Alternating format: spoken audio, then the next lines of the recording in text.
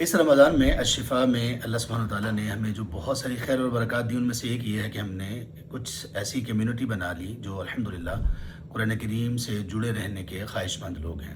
ان میں مرد و خواتین دونوں ہیں الحمدللہ۔ ہم نے یہ ارادہ کیا تھا کہ رمضان میں جس طرح سے تلاوت کی روٹین ہوتی ہے تو رمضان کے بعد بھی اسی طرح سے تلاوت کی روٹین رہنی چاہیے، اگر زیادہ نہ صحیح تو کم بھی نہیں ہونی چاہیے۔ بہت سارے ایسے لوگ ہیں، ہم سب جانتے ہیں کہ وہ رمضان میں تلاوت کی ایک اچھی عادت بنا لینے کے بعد رمضان کے بعد وہ تلاوت سے بہت ہی پیچھے رہ جاتے ہیں، اور کبھی کبھی ایسا ہوتا ہے کہ اگلے رمضان تک ایک مرتبہ بھی قرآن کریم ختم نہیں کر پاتے۔ تو ہم نے یہ کیا کہ الحمدللہ جو لوگ ہمارے ساتھ جڑے تو ان کو کچھ ایسے ٹپس اور کچھ ایسی چیزیں اور کچھ ایسی نصیحتیں ہم نے کی کہ جس کی وجہ سے الحمدللہ بہت بہترین نتائج سامنے آ رہے ہیں۔ ہم نے ایک بات یہ کی تھی کہ آپ اگر قرآن کریم کی تلاوت کو مستقل طور پر رکھنا چاہتے ہیں اور ہر دن کرنا چاہتے ہیں اور ایک اچھا پورشن قرآن کریم کا ریسائٹ کرنا چاہتے ہیں تو پھر آپ قرآن کریم کی تلاوت کو نمازوں کے ساتھ جوڑ لیجیے۔ اس کے فوائد کیا ہیں؟ 3 بڑے فائدے آپ کو بتاتا ہوں۔ سب سے پہلا فائدہ اس کا یہ ہوگا کہ آپ کی نمازیں ریگولر ہو جائیں گی۔ دوسرا فائدہ اس کا یہ ہوگا کہ آپ قرآن کریم کی تلاوت کی نیت کی وجہ سے نمازوں کے لیے جماعت کے ساتھ اس کی ادائیگی کے لیے وقت پر جائیں گے،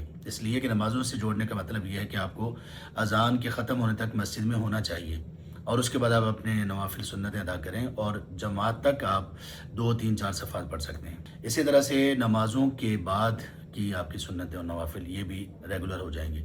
تیسرا اس کا بڑا فائدہ یہ ہے کہ آپ کو جس طرح سے نماز کا انتظار رہتا ہے اسی طرح سے آپ کو قرآن کریم کی تلاوت کا بھی انتظار رہے گا کہ کب دوبارہ میں اپنے رب کریم کے کلام کو پڑھنا شروع کروں، اور اس سے نماز کی محبت اور قرآن کی محبت دونوں یکجا ہو کر آپ کے دل میں زیادہ ہوتی رہیں گی۔ اس کو آزما کے دیکھیے، بڑا مجرب آئیں گے۔ بارک اللہ فیکم۔